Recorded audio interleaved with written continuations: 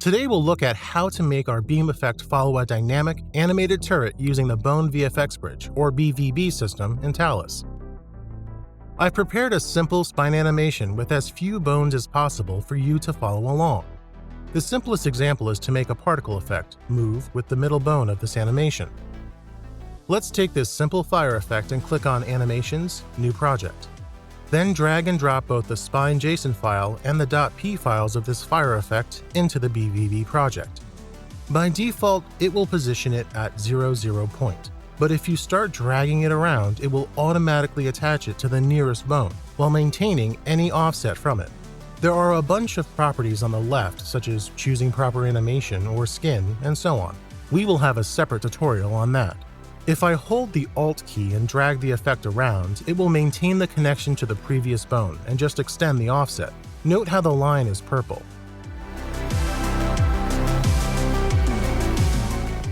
A more complex case will be doing it with the beam effect we've done previously, since now we need to position its from and to positions instead of a global position.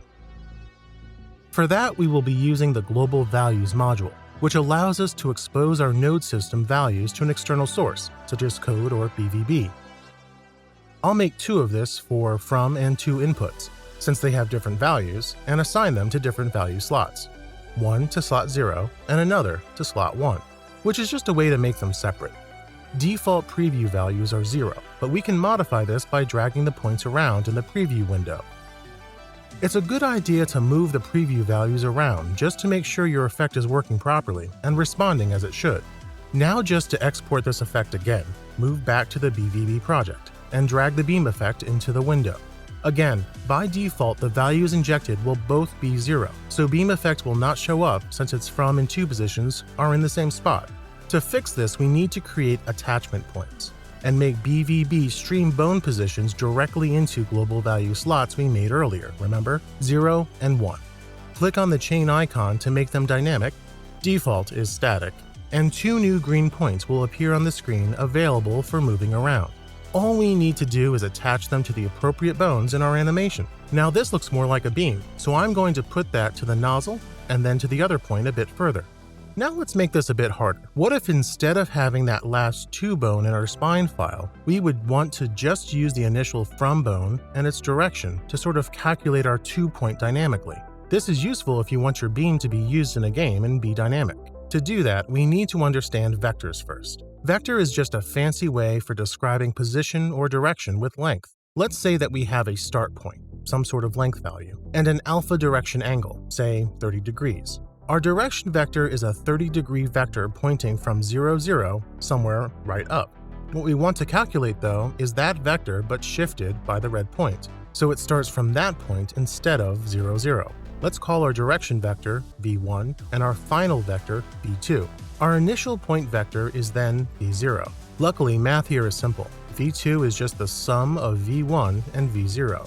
Note how v0 is something we just get from bone position, while v1 is something we need to calculate using the NodeEditor from direction and a static length value.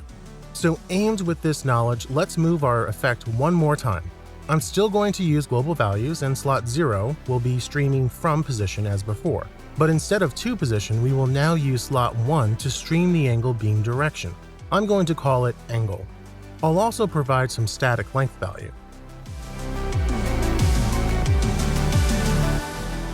One of the neat modules in our toolkit is one called Radial Cartesian. It takes angle and some sort of length value as input of a vector, and converts it to a position value that carries x and y positions in it. This is basically our v1 vector, and from global values is our v0 vector. All we have to do is sum them together using the math module, and we'll have our v2 value ready.